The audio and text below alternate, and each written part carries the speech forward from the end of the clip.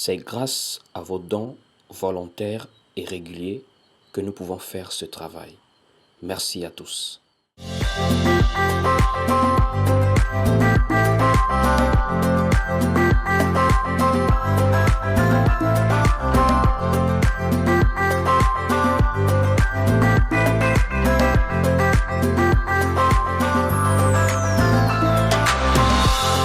Shalom à tout le monde. Shalom, shalom. Vous savez, bien-aimés frères et sœurs, plus on avance dans le temps, plus on se rend compte que les prophéties du Seigneur sont en train de s'accomplir. Et ces prophéties nous amènent pas à pas vers la fin de toute chose sur cette terre, vers la fin du monde. Je répète, plus on voit le temps qui passe, plus on se rend compte que le monde actuel tire de plus en plus vers sa fin. Vous savez, l'un des comportements particuliers que nous allons remarquer dans les derniers jours, c'est le niveau d'incrédulité et d'endurcissement de l'être humain. Je répète, dans les derniers jours, l'une des caractéristiques prophétiques, l'un des comportements que nous allons le plus remarquer chez les hommes, c'est l'endurcissement et l'incrédulité vis-à-vis de la parole de Dieu. Remarquez ce que l'apôtre Pierre va dire.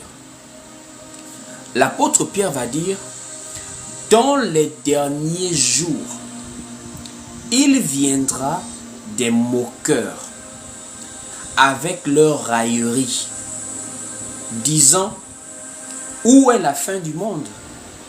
Car depuis que les pères sont morts, tout demeure comme depuis la création. Je voudrais que nous puissions aller lire ce texte. Nous sommes dans le livre de 2 Pierre, chapitre 3, à partir du verset 3 à 4. Allons-y lire ensemble. 2 Pierre, chapitre 3, à partir du verset 3. Il est écrit ici: sachant avant tout que dans les derniers jours, il viendra des moqueurs avec leur raillerie, marchant selon leur propre convoitise, et disant: où est la promesse de son avènement? Car depuis que les pères sont morts, tout demeure comme dès le commencement de la création. Ils viendront avec des railleries. La raillerie par rapport à quoi?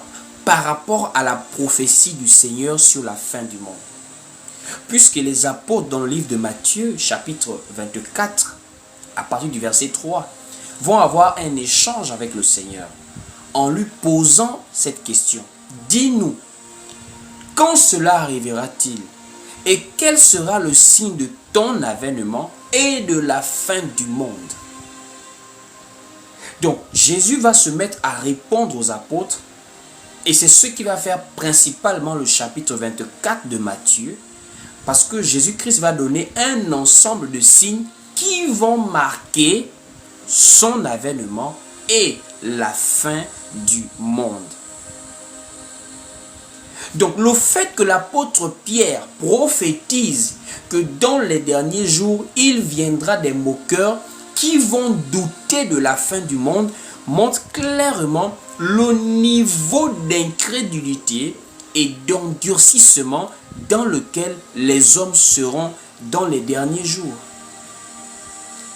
Aujourd'hui, c'est même la personne de Jésus qui est déjà mise en doute.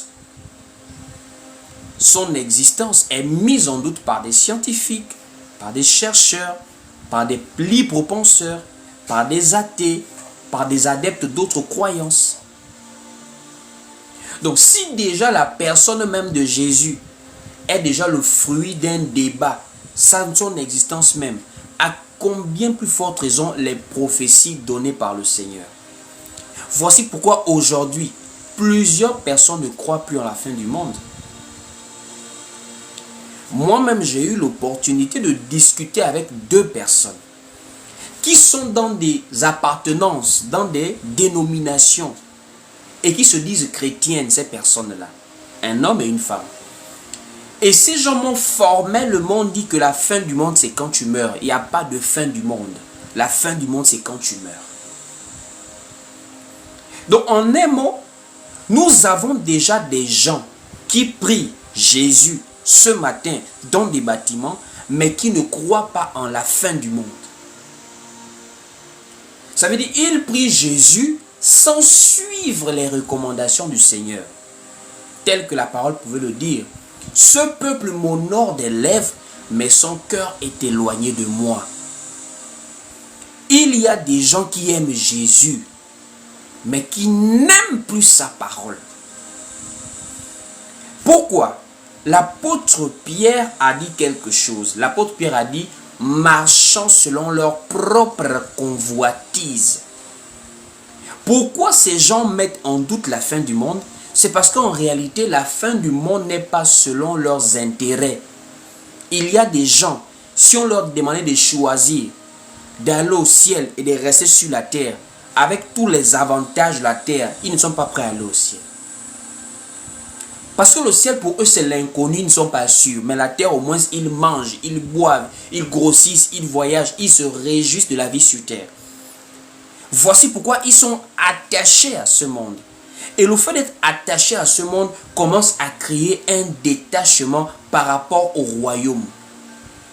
Ce qui est contraire même aux recommandations du Seigneur. Pourquoi? Parce que dans le livre de Matthieu, chapitre 6, au verset 33, le Seigneur nous dit « Recherchez premièrement le royaume et la justice de Dieu.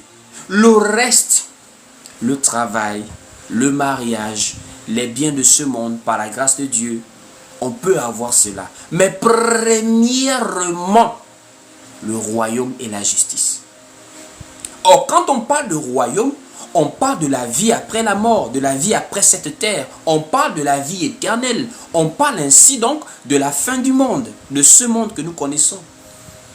Et il y a des gens qui mettent maintenant en doute cette prophétie. Pourquoi ils mettent en doute, frères et sœurs? C'est parce qu'une fois qu'un peuple n'est plus attaché à une promesse, il n'y a plus l'espérance. Une fois que le peuple n'est plus attaché à une promesse, ça veut dire où nous sommes là. Si on n'espère plus en rien, frère, autant mieux arrêter le live et faites vos vies. Faites vos vies à vous les frères. Vivez comme vous voulez. On ne peut pas se mettre chaque dimanche ici en live. Chaque dimanche tu vas quelque part parce que simplement tu crois en quelqu'un qui a vécu il y a 2000 ans, qui est mort à la croix, qui est parti au ciel et qui nous a laissé sur cette terre-là.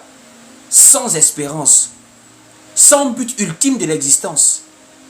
À quoi sert-il de croire en Dieu si on n'a pas une espérance particulière qui nous amène à nous attacher à ce Dieu-là, malgré les difficultés, malgré les épreuves de la vie? Comment pouvons-nous nous attacher à Dieu si on n'a pas l'espérance d'une vie meilleure par rapport à cette vie que nous menons sur cette terre ici? Regardez vous-même le monde. Est-ce que ce monde vous plaît-il quand vous voyez le monde dans lequel nous sommes? Est-ce que ce monde vous plaît? Un monde dans lequel le mal règne. Un monde dans lequel le péché règne. Un monde dans lequel les hommes sont de plus en plus méchants. L'apôtre Paul, rempli de l'esprit, va prophétiser dans 2 Timothée chapitre 3 que dans les derniers jours, il y aura des temps difficiles, car les hommes seront égoïstes, amis de l'argent, fanfarons, hautains, blasphémateurs, insensibles, ingrats, déloyaux, calomniateurs, rebelles à leurs parents, aimant le plaisir plus que Dieu, traitent en fait d'orgueil. Et c'est dans ce monde que toi tu te plais à vivre. C'est dans ce monde que les gens vont nous dire, il n'y a pas de fin du monde. La fin du monde, c'est quand tu meurs. Donc en un mot, le peuple n'a plus d'espérance. On n'espère plus en rien. On vit dans ce monde. Ce monde où les homosexuels, c'est-à-dire Parler mal des homosexuels en Europe te vaut déjà d'aller en prison. Ça veut dire homme et homme. Des orifices qui ont été créés pour des excréments, pour la saleté. C'est maintenant des orifices qui servent à des hommes d'aller se faire plaisir sur un lit. La bouche qui a été faite pour manger, pour parler, c'est maintenant la bouche qui sert d'instrument d'intimité pour des femmes sur un lit. C'est dans ce monde-là qu'on nous dit qu'il n'y a pas de fin du monde. Vivons simplement. La vie, c'est quand la fin du monde, c'est quand tu meurs. Mais où va-t-on? Dans un monde où le système catholique romain veut déjà permettre aux homosexuels de devenir des prêtres, c'est en train d'arriver. Ils ne font qu'ouvrir un peu les verrous. Dans un monde où à chaque instant une guerre mondiale peut éclater, et aujourd'hui nous ne sommes plus en 1945 ou en 1914 à 18 ou en 1939 à 45. Les deux premières guerres mondiales étaient des guerres simples où on pouvait encore tirer avec des canons, des fusils, des kalachnikovs, etc., des chars. Mais aujourd'hui nous sommes à l'ère des bombes atomiques. Ça veut dire une guerre nucléaire déclenche, c'est le monde entier qui est rasé qui est complètement rasé. C'est la planète qui va en destruction. C'est dans ce monde que les gens veulent venir nous faire comprendre et forcer à accepter que la fin du monde, c'est quand toi tu meurs. L'église du Seigneur va ressembler à quoi si le monde ne finit pas? Dans 1000 ans. Mais dans 1000 ans, nous aurons des homosexuels pasteurs mariés dans les églises. Si ça continue comme ça, même 1000 ans, c'est trop. En Europe, il y a déjà des homosexuels qui sont des pasteurs. Et au jour d'aujourd'hui, le niveau d'incrédulité des gens est relatif à leur attachement à ce monde. Les gens sont attachés à ce monde. Et c'est une prophétie du Seigneur que quand vous allez remarquer la fin du monde est proche, c'est en réalité parce que il y aura des signes qui vont s'accomplir. Et l'un de ces signes, c'est le niveau d'incrédulité et d'endurcissement de l'homme. Les hommes vont complètement mettre l'espérance derrière et la convoitise de leur chair devant. Voici pourquoi le Seigneur pouvait dire dans le livre de Luc chapitre 17, à partir du verset 26, que ce qui arriva du temps de Noé arrivera pareillement. Ce qui arriva du temps de Lot arrivera pareillement. Alors, quelle était la particularité de ces deux temps emblématiques que le Seigneur va relever dans son enseignement de Luc chapitre 17? Il va simplement faire comprendre qu'au temps de Noé et au temps de Lot, il y avait des destructions programmées par Dieu. Et en ce temps-là, Dieu va envoyer un message du salut. Au temps de Noé, ça passe par Noé et la construction de l'arche. Au temps de Lot, ça passe par Lot et le message de sortie de Sodome et Gomorrhe. Mais qu'est-ce qui s'est passé en cette époque? Les gens étaient incrédules. Ça veut dire qu'ils étaient plus attachés à la terre qu'au salut de leurs âmes. Au temps de Noé, dire à quelqu'un d'entrer dans l'arche, c'est que tu as un problème. Les gens étaient occupés à se marier, à marier leurs enfants. Au temps de Lot, les gens étaient occupés à bâtir, à vendre, à faire du commerce, à marier, à vivre sur la terre. Ils ne pouvaient pas penser que la vie pouvait s'arrêter comme cela. Et c'est la même chose. Le Seigneur dit, cela arrivera pareillement.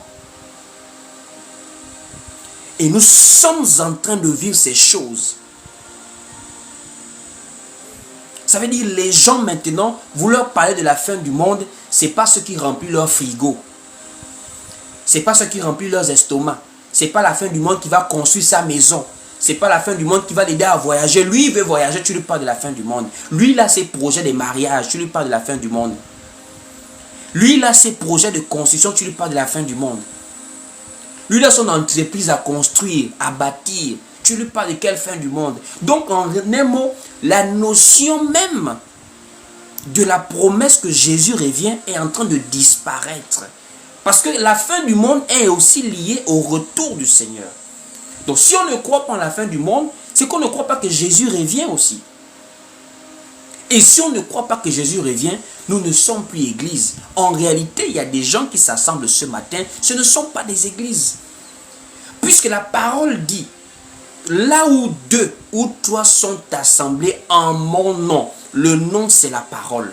Ça veut dire lorsqu'il n'y a plus la parole de Christ, lorsque la parole prophétique ne conduit plus la foi des gens, en tout cas, ils croient en autre chose, mais pas en Jésus-Christ. Parce que Jésus-Christ met en nous l'espérance du salut. Le livre des Hébreux, chapitre 9 au verset 28 nous dit, Christ qui s'est offert une seule fois pour porter les péchés de plusieurs, apparaîtra sans péché une seconde fois à ceux qui l'attendent pour leur salut. Pourquoi attends-tu Jésus? Il y a des gens qui sont partis là, ils attendent Jésus ce matin dans leur bâtiment parce qu'ils veulent se marier. Ils attendent Jésus dans leur bâtiment parce qu'ils veulent la promotion au travail. Pourquoi? On leur a fait comprendre que Jésus est mort à la croix pour qu'ils aient la promotion au travail. La promotion que certaines entreprises donnent à ceux qui travaillent beaucoup, à ceux qui sont méritants. D'autres vont dans des églises pour avoir la promotion que d'autres gagnent en travaillant naturellement. D'autres vont à l'église pour avoir le mariage alors que des gens se marient sans Jésus dans le monde. On a inversé les rôles. On a inversé la parole. L'espérance en le salut de nos âmes n'est plus ce qui est attaché. N'est plus la chose à laquelle le chrétien s'attache de nos jours. Ça montre l'état du monde actuel. La fin est proche. Parce que l'homme est de plus en plus endurci et incrédule par rapport aux prophéties du Seigneur. Non seulement les gens doutent de plus en plus de la fin du monde, et de facto, ils doutent de plus en plus du retour du Seigneur, ce qui les amène à devenir de plus en plus charnels. Et de la même manière, les gens ne supportent plus la saine doctrine de nos jours.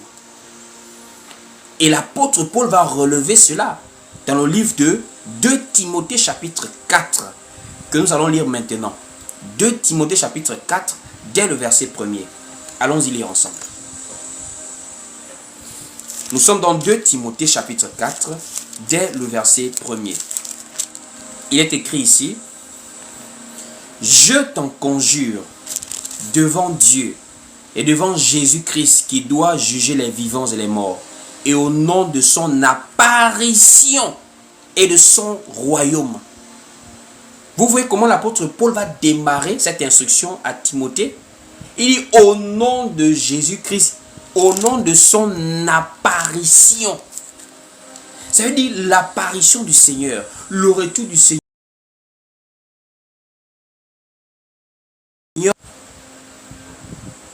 Et lorsque Paul écrit, il ressort cela, que l'apparition du Seigneur est ce en quoi nous croyons.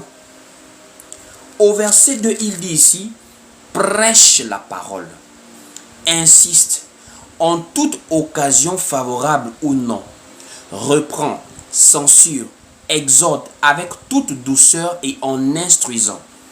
Car il viendra un temps où les hommes ne supporteront pas la saine doctrine, mais ayant la démangeaison d'entendre des choses agréables, ils se donneront une foule de docteurs selon leurs propres désirs. Au verset 4, détourneront l'oreille de la vérité et se tourneront vers les fables. Mais toi, sois sobre en toutes choses, supporte les souffrances, fais l'œuvre d'un évangéliste, remplis bien ton ministère. Ici, l'apôtre Paul fait comprendre que il viendra un temps où les hommes ne supporteront pas la saine doctrine, mais ayant la démangeaison d'entendre des choses agréables, ils se donneront une foule de docteurs. De nos jours, afin de prêcher sur Internet, ce n'est plus celui qui prêche bien la parole de Christ, qui est le plus célèbre, qui est le plus connu, qui est le plus acclamé, qui est le plus soutenu de nos jours, c'est celui qui dit des choses qui plaisent aux hommes, qui est le plus acclamé. Si ce n'est que la profondeur des Écritures, ça n'intéresse plus les gens. Voici pourquoi vous voyez les gens passent sur le live. Nous, on les voit ici. Plusieurs personnes sont en train de passer sur le live. Mais le problème, c'est quoi? Quand quelqu'un arrive, la personne ne vient pas pour écouter Apocalypse, pour écouter Daniel. La personne vient pour écouter sa bénédiction, sa localisation prophétique. Donc, au bout de 30 secondes, 1 minute, quand elle ne suit pas, quand elle ne comprend pas que tu l'as localisé, elle sort du live. Elle cherche la localisation. Elle cherche la prophétie concernant son mariage. Elle cherche la divination, les voyances. Je vois celui qui te mange. Tu as la main percée. Quelqu'un à côté de toi. Il y a une bénédiction qui arrive. Ils se donneront une foule de docteurs. Sinon, la saine doctrine, ça n'intéresse plus les gens. Ça n'intéresse plus. Les gens n'aiment plus quand on leur dit la vérité. Et cela n'est même pas d'aujourd'hui. Depuis même des siècles. Regardez Jean-Baptiste. Il a été décapité à cause de la vérité. Il dit à Hérode que, mon frère, cette femme-là, c'est pas ta femme, c'est la femme de ton frère. C'est pas moral de prendre la femme de ton frère. Il a été décapité à cause de la vérité. C'est comme de nos jours. Tu ne peux pas être apprécié en tant que prédicateur si tu dis la vérité aux gens. Si tu ramènes les gens face à leurs responsabilités vis-à-vis de la parole. Si tu ramènes les gens à la prise de conscience par rapport au bien qu'ils font ou au mal qu'ils font, ça n'attire plus. Des gens vivent dans le désordre, l'adultère, l'ivrognerie, la violence, le mensonge. La parole de Dieu qui a été renversée, l'émancipation de la femme, l'égalité des sexes. Toutes ces choses-là, on n'a plus le droit de venir dire ça aux gens. Sinon, on nous taxe de jugeurs. Vous venez juger les autres, ne jugez pas les autres. Et les gens font quoi? Ils se détournent de la vérité pour maintenant se tourner vers des fables. Les fables, ce sont des récits imaginaires. Plus sur la parole, les gens aiment maintenant des récits imaginaires. La saine doctrine n'intéresse plus les gens. Regardez la doctrine du Seigneur. Prêcher ça, ça n'attire plus des vues. Dit que la femme n'a pas le droit de prêcher dans l'église de Dieu. Elle n'a pas le droit d'enseigner. Elle n'a jamais été envoyée pour être apôtre du Seigneur, ni pasteur, ni prophétesse. Ça n'intéresse pas les gens, ce que tu dis là. Au contraire, ça chasse les gens de ton live. Ça chasse les gens de ton assemblée. Pourquoi? Les gens veulent des fables. On m'a souvent posé une question un peu amusante. Mais pourquoi vous dites que les femmes n'enseignent pas? Imaginons. Donc les gens viennent maintenant ici là avec le imaginons. Imaginons que dans un village, il n'y a pas des hommes, il n'y a que des femmes. Donc Dieu ne peut pas utiliser une femme pour aller prêcher. Il crée maintenant les imaginons, pas la réalité dans le monde. Que allez-y, les frères, prêcher la parole. Non, les gens maintenant c'est imaginons. Les fables, les gens veulent des récits imaginaires. Ils se croient sur Hollywood ici là. Les gens veulent maintenant créer des Marvel dans l'église. Non, imaginons que dans un village, il n'y a pas des hommes. Tu as vu dans un village, il n'y a pas des hommes comment? Dieu a créé et a formé l'homme et la femme. Sexe masculin, sexe féminin. C'est le sexe masculin qui prêche la parole. Toi, tu dis, imaginons que dans un village, il n'y a pas des hommes. Les fables. Des récits imaginaires. Pourquoi? Pour justifier le fait qu'ils n'aiment plus la saine doctrine. De nos jours, ramener la femme à sa place, tu vas être détesté. Voici pourquoi ce sont les femmes qui mettent en haut ces faux pasteurs. Pourquoi? Les femmes sont naturellement libérales. Donc un pasteur qui met les femmes en haut est un pasteur qui aura beaucoup d'argent. Parce que les hommes, même dans la Bible, ça a toujours été un peu compliqué aux hommes de donner. Mais les femmes naturellement sont libérales. La veuve de Sarepta, exemple. Vous voyez un peu? La femme sunamite, exemple. Même dans Luc chapitre 8, Jésus était soutenu par les biens des femmes qui le suivaient. Donc aujourd'hui, Satan ayant compris ça avec les faux pasteurs, il maximise sur l'élévation de la femme. Il renverse l'ordre établi par Dieu. Et c'est ce que les gens de nos jours aiment. Les gens n'aiment plus la vérité.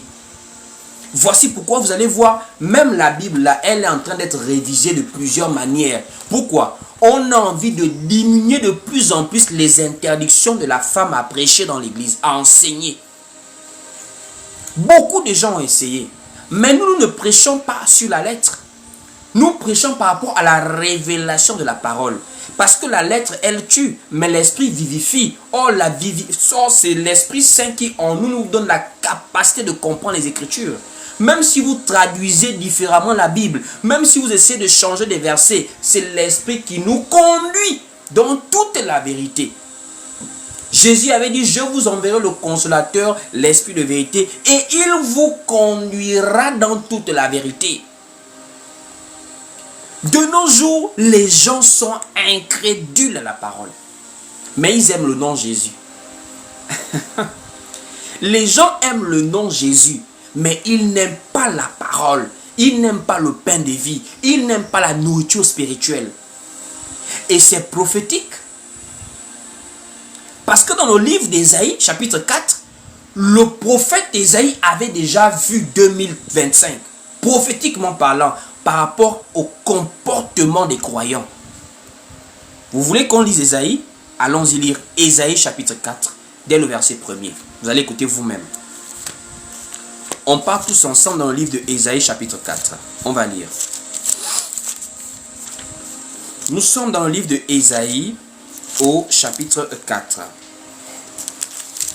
Il est écrit ici dans Ésaïe chapitre 4. Et cette femme saisiront en ce jour un seul homme et diront, nous mangerons notre pain et nous nous vêtirons de nos habits. Fais-nous seulement porter ton nom, enlève notre opprobre. On dit 7 femmes. Or 7 est un chiffre prophétique, puisque dans Apocalypse, Jésus-Christ envoie des lettres à 7 églises qui sont la représentation de la persévérance de l'église sur la terre à différentes époques.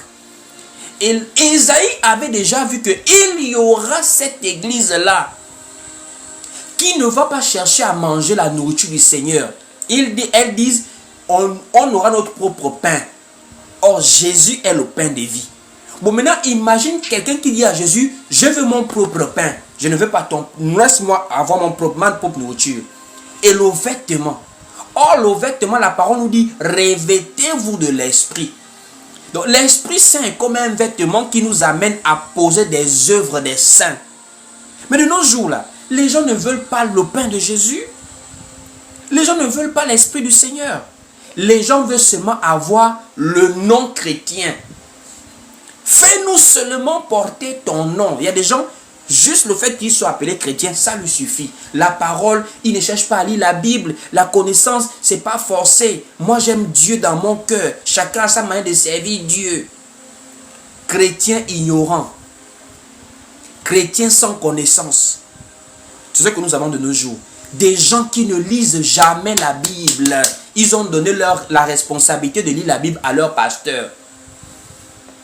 Voici pourquoi ils sont escroqués, ils sont martyrisés dans des assemblées. Parce que l'incrédulité a augmenté. Comme au temps de Noé, comme au temps de Lot, aujourd'hui également, les gens n'aiment plus la vérité. Nous avons maintenant des chrétiens typiques androïdes qui ne veulent plus se déplacer. Moi, je suis étonné. Il y a des gens qui nous apprécient ici. J'en croise dans Libreville ici. Apparemment, TikTok permet déjà que les gens nous reconnaissent quand même. Mais la personne te croise, elle discute bien avec toi, mais elle prie dans une assemblée dont les enseignements sont contradictoires à la parole. Elle dit amen à tes lives, mais elle prie dans une église où les enseignements sont contraires à ce qu'elle dit amen sur tes lives. Il y a des gens, quand ils disent la femme ne prêche pas là, ils disent amen. Mais eux-mêmes, ils prient où la femme prêche. Je ne comprends pas. Comment tu arrives à liker ma publication où je dis que la femme ne prêche pas, mais tu pries dans une église où la femme prêche? Comment tu arrives à liker et même à partager ma publication où je dis que la dîme n'est plus d'actualité, mais toi-même tu payes la dîme chaque fin du mois? Ça veut dire non. Les gens de nos jours manifestent vraiment que nous sommes dans les derniers jours. La fin est proche.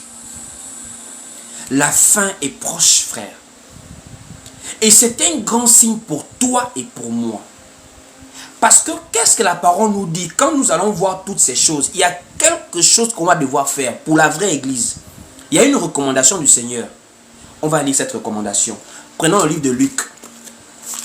On part maintenant terminer dans le livre de Luc. Au vu de tout ce qui se passe actuellement, qu'est-ce que l'église est appelée à faire? Prenons maintenant le livre de Luc chapitre 21 au verset 28.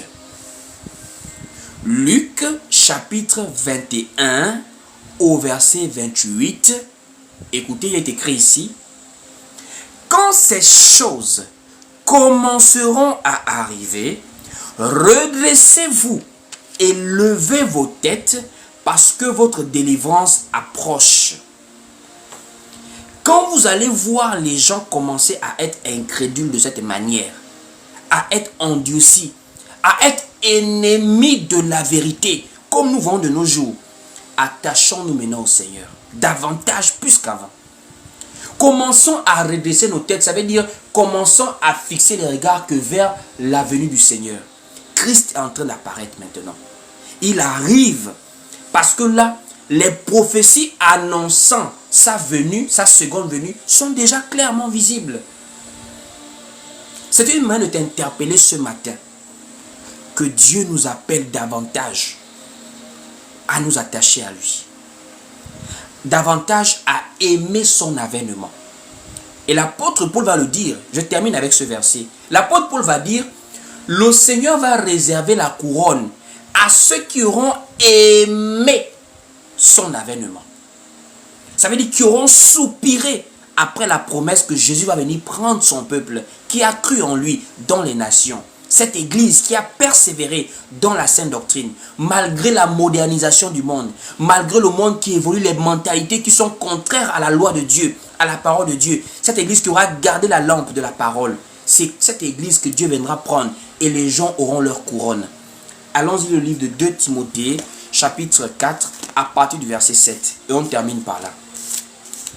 2 Timothée, chapitre 4, à partir du verset 7, il est écrit ici. J'ai combattu le bon combat. J'ai achevé la course. J'ai gardé la foi. Désormais, la couronne de justice m'est réservée. Le Seigneur, le juste juge, me la donnera dans ce jour-là.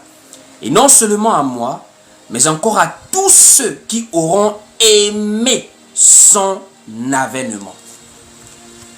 Je prie que tu en sois membre, que tu en fasses partie de ceux qui se réjouiront quand le Seigneur va apparaître. Je sais que pour donner, tu as besoin qu'on te dise, ma soeur, je vois la bénédiction, je vois la richesse, mais laisse-moi te dire aujourd'hui quelque chose de différent. Je prie que quand Christ va apparaître, tu sois parmi ceux qui seront enlevés. Je prie que quand le son de la trompette va sonner, tu sois de ceux qui seront dans la joie. Tu sois de ceux qui vont transfigurer. Tu t'imagines ce jour-là, on n'aura plus ce corps-là, ce corps de péché, ce corps qui a la faim, la soif, la maladie, ce corps qui a des manquements, des défauts. Même quand on veut faire le bien, le mal est attaché à la chair. On est encore dans ce corps, mais la délivrance approche. Je prie que tu t'attaches fortement à cette promesse que Christ revient prendre son église. La fin est proche. Que Dieu vous bénisse abondamment. Nous sommes arrivés au terme de nos moments de partage. C'est vrai qu'aujourd'hui nous n'avons pas duré, voilà. Et nous reviendrons en tout cas par rapport à ce thème s'il y a encore d'autres choses à vous dire par rapport à cela. Avant de prier, je voudrais laisser quelques informations. Nous allons commencer un grand moment, un grand programme d'enseignement au niveau de Libreville. Donc, je vais vraiment passer des temps d'enseignement. Toutes les personnes qui sont au niveau de Libreville, qui veulent être enseignées par rapport à la sainte doctrine, nous allons ouvrir un cadre d'enseignement de la parole de Christ dans un quartier de Libreville, dans une église de maison. Ainsi, si tu es intéressé, tu voudrais évoluer dans la sainte doctrine, dans l'espérance du salut de nos âmes, je t'invite à m'écrire en inbox sur WhatsApp au plus 241 74 31 70 87. Pour tous ceux qui sont à Libreville et qui veulent partager ces moments d'enseignement avec moi. Et également à toutes ces personnes qui nous suivent sur les réseaux sociaux dans d'autres pays. Nous avons un groupe WhatsApp dans lequel nous persévérons un peu comme une église malgré la distance. Donc si tu veux être suivi également, tu veux échanger avec nous, tu veux persévérer avec nous, je t'invite également à m'écrire sur WhatsApp. C'est également la possibilité que je vous donne également pour ceux qui veulent soutenir la vérité, de devenir un soutien, un partenaire en nous soutenant régulièrement selon vos moyens pour nous permettre de partager la véritable parole, de permettre le véritable réveil dans cette grande confusion que nous voyons de plus en plus sur les réseaux sociaux et un peu partout. Vraiment que Dieu vous bénisse. Nous allons maintenant prier juste avant de nous séparer. Seigneur mon Dieu, je te rends grâce pour ces moments de partage ce matin. Je te bénis parce que mon Dieu, mon roi, je crois que tu as énormément béni une personne. Seigneur, c'est pas par hasard que nous sommes retrouvés ici ce matin. Voici pourquoi s'il y a une personne que tu as réussi à attirer sur ce live ce matin, je te prie maintenant de parachever ton œuvre dans son cœur. Nous ne sommes que des instruments que tu utilises, mais c'est toi, mon Dieu, qui attire les âmes et c'est toi qui convainc les cœurs. Je t'en prie, Seigneur, que le début de la semence que tu as déjà mis dans le cœur d'une personne, que tu puisses maintenant amener à ce que cette semence puisse germer et produire du fruit digne de la repentance. Je recommande notre foi entre tes mains, notre marche entre tes mains et notre éternité entre tes mains. Protège nos familles, garde nos activités, veille sur les enfants, sur les femmes, sur les maris, sur les parents de tout et chacun d'entre nous. Aide-nous, mon Dieu, mon roi, à pouvoir demeurer sous l'abri de ta parole et à persévérer. Dans le nom du Seigneur Jésus-Christ, nous avons ainsi prié. Nous disons Amen. Amen. Que Dieu vous bénisse. Pour ceux qui n'ont pas pu regarder ce temps de partage en live, je vous invite à vous abonner également sur la chaîne YouTube. L'enseignement sera reposté là-bas par la grâce de Dieu peut-être tout à l'heure. Donc passez un très bon dimanche et on se voit en inbox et on se voit également dimanche prochain à 7 h pour un autre culte en ligne et également en semaine pour notre temps d'enseignement. Que Dieu vous bénisse. Passez un très bon dimanche. Paix et grâce à tout le monde. Pour plus d'édification, suivez-nous sur Facebook, YouTube, TikTok et Instagram. Que Dieu vous bénisse.